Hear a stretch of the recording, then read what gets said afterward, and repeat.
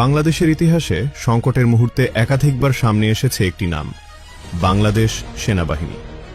নিরাপত্তা দায়িত্বের পাশাপাশি মানবিক সহায়তায় তাদের ভূমিকা মানুষের আস্থার প্রতীক হয়ে উঠেছে। প্রাকৃতিক দুর্যোগ, মহামারী কিংবা জরুরি পরিস্থিতি, প্রতিবারই সেনা সদস্যদের দেখা গেছে উদ্ধার কাজ, ত্রাণ বিতরণ এবং চিকিৎসা সহায়তায় সক্রিয় ভূমিকা নিতে। দুর্গম এলাকায় খাদ্য ও ওষুধ পৌঁছে দেওয়া থেকে শুরু করে আশ্রয়কেন্দ্রে শৃঙ্খলা রক্ষা, সব ক্ষেত্রেই তাদের উপস্থিতি মানুষকে আশ্বস্ত করেছে।